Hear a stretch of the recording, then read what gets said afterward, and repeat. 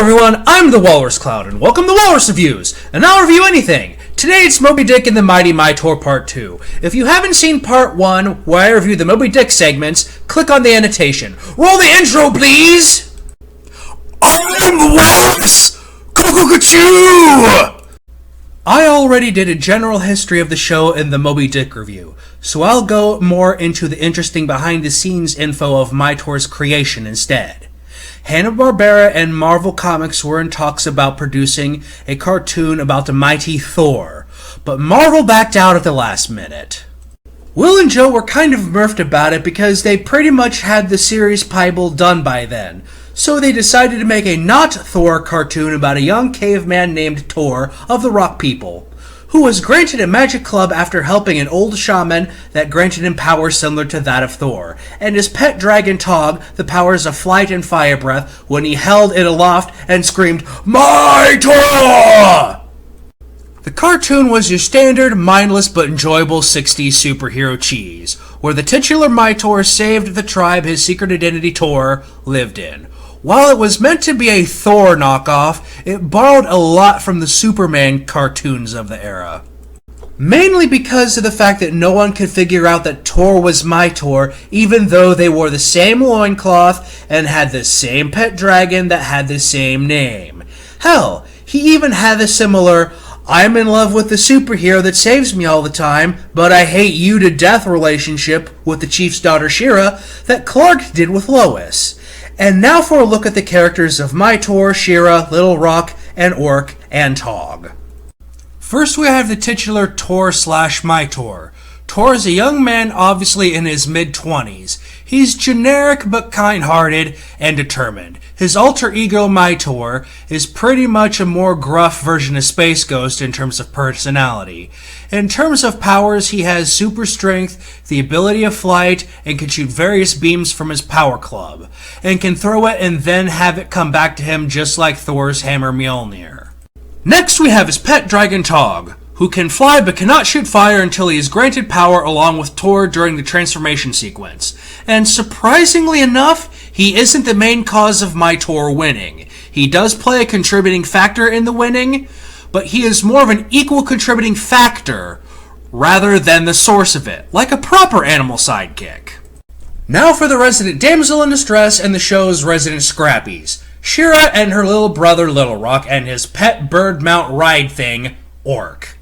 She-Ra is pretty much the damsel in distress, and normally I'd call this sexist against women, but in this case it's understandable. Of course the villains are going to go after her right away. The fact that her political status as the chief's daughter makes her the perfect hostage bargaining chip in trying to conquer the Rock tribe, which is a common motive for a lot of the villains in the show.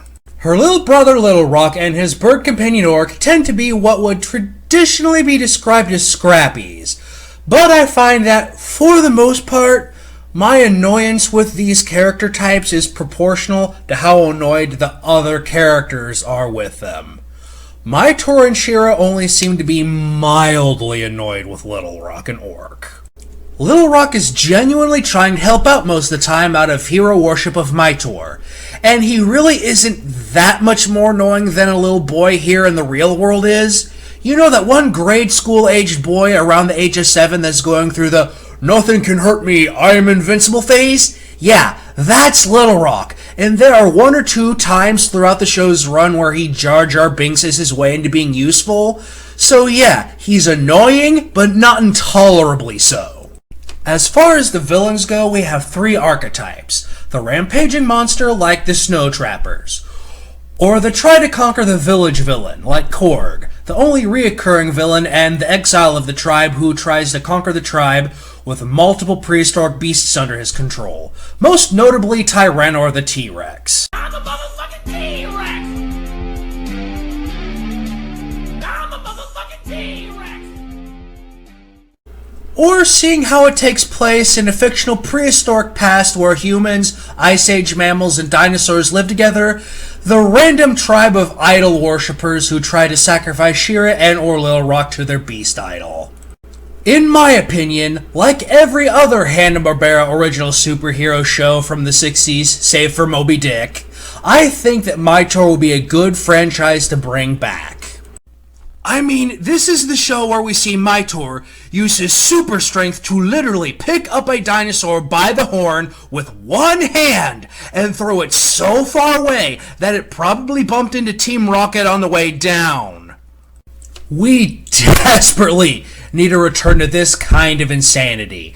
Next time I'll be reviewing one of the original shows from the Space Stars lineup, the Teen Force. Don't forget to comment, like, and subscribe. I love to hear feedback from you guys. See you next time. And credits, here we go again, and credits, singing with the cold, and credits. YouTube's music library is shit, and credits, still couldn't find a song, and credits, that was short enough, and credits.